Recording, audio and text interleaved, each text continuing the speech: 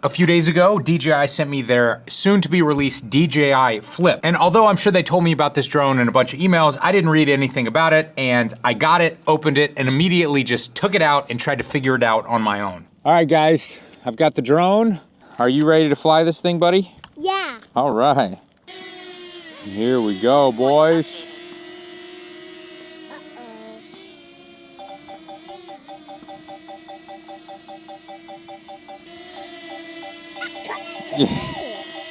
It's coming to get you. Now, based solely on the way this thing looks with the crazy propeller guards and its name, the Flip, I assumed this was some sort of stunt drone and it was gonna be able to do backflips and stuff. I was very wrong. This drone falls under the category of ultra light. It's a very small, lightweight drone. This one specifically just weighs 249 grams. And the reason it has these crazy propeller guards is for safety. You can drive this thing into a tree or another person. It's not going to hurt anything or the drone itself. Now, DJI sent me their Fly More combo, which comes with 3 batteries and the RC2 remote control with the built-in screen. I was excited to try this one out because a few years ago I purchased the DJI Smart Controller. I think I spent close to $1,000 just for this controller. And I'm not the biggest fan of it. I love having the screen built in, but it's very slow, very laggy. This controller was incredible. It booted up quickly. The resolution looked fantastic. Brightness looked great, even outside. But the software on this thing worked so well. It feels just like using a modern smartphone. Now, during my first flight, I wasn't expecting much.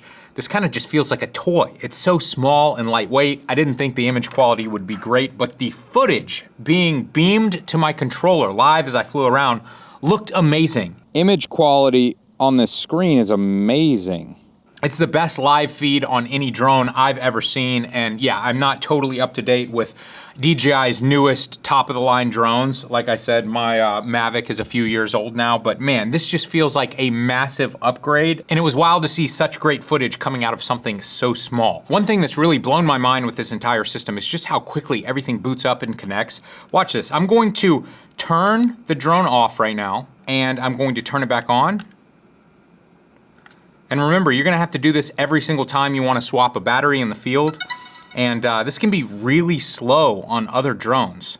But look at this, we're back already. I mean, that felt like 10 seconds. I have never used a drone this quick before. So I came home and read the press release that DJI sent me with this drone that I had failed to read before and learned that this drone has way more features than I ever thought. You can fly this drone manually with a remote control, or you can fly it manually with your iPhone without any additional controller at all, or the drone will fly itself completely autonomously using the iPhone app, using a mode button on the side of the drone itself, or using voice commands.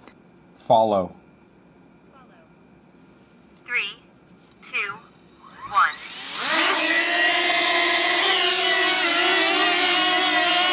Really wild.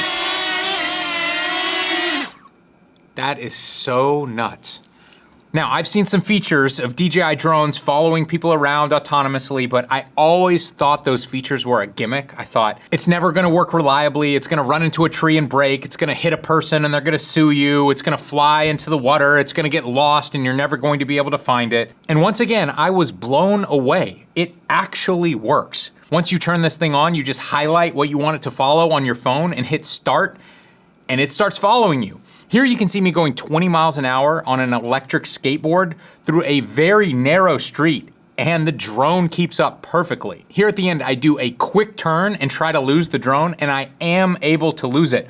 But when it loses the subject, it just sits there and hovers and waits for you to return. It also has a ton of other automatic modes for shooting both stills and video. So for example, if you wanted to shoot an ultra wide pano, you can fly up in the air, tell it how many pictures you want to take, how wide you want your pano to be, and it will automatically take that pano for you. Now, because this drone is so small and light, it doesn't do as well as larger drones and heavy winds. I took it out today in about 20 mile an hour winds, and I tried to do some of these auto photo settings, and it would not do it. It would start and then it would give me a warning about the wind and say, I need to come home right away. There's also a ton of automatic movements when it comes to video that you can get this thing to do. So if you want to select a subject and then do a circle around that subject, or go straight up looking down at it, or come back at an angle and then move forward at an angle, you can choose each one of those one by one. There's also this feature called Master Shots where you select your subject and then it records every single one of the movements. You just sit there for like 3 minutes, it does everything automatically. And then when you go to the playback menu, you can create these automatic edits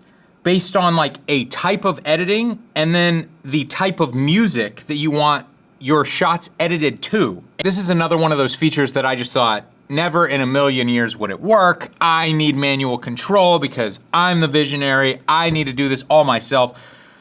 But after seeing what this is actually coming up with here, this looks amazing. It's doing edits and speed ramping automatically. I'd spend 45 minutes doing this myself, or it literally does it instantly with one click on the remote control itself. It's just mind-blowing. So I've been using this for a few days now, and I've been trying to think in my mind, I wonder how much this whole system costs, because, you know, maybe this drone is fairly affordable because it's so small and lightweight. Maybe the drone is like $500 by itself. The controller, I was guessing, was like $600 or $700 on its own. Like I said, I spent $1,000 for a much worse controller just a couple of years ago. And then the fact that this system comes with the Fly More kit with extra propellers, 3 batteries, this other charger system, I was thinking, all right, all in, you know, maybe this is like $1,200 to $1,500. I've literally just looked this up right now. You can get the drone and the controller without the screen. So if you just want to use your phone as the screen for $439. Unbelievable. If you want to get this controller, and I'm telling you, you do want to get this controller. It's that good. It's just $639 for everything. The drone and this controller. And then if you want the additional batteries, the Fly More kit is $779. It's literally like half the price of what I was expecting. So obviously, I highly recommend this drone. Every aspect of this thing has just blown my mind. The only complaint I have, and it's the smallest complaint ever, is just when you pack this thing up, it's just a little larger than other drones in this category, but you're giving up a little bit of convenience for the propeller guards, which are going to keep the drone and other people safe. So for many of you, that's going to be a very easy trade to make. Who is this drone for? Certainly people who have never used a drone before. This is going to ease you into drone flying. It's ultra safe, it's super easy. It can be used with a controller or with your voice if you want to. If you're looking for super high quality video though, I would not point you towards this drone. I would point you towards a larger drone with a larger camera on board. DJI's Mavic line is my personal favorite. It's the perfect balance of a compact drone and high quality video. Don't get me wrong, footage out of this thing is very impressive, but put the footage side by side with a modern Mavic, there's really no comparison. Woo-hoo-hoo.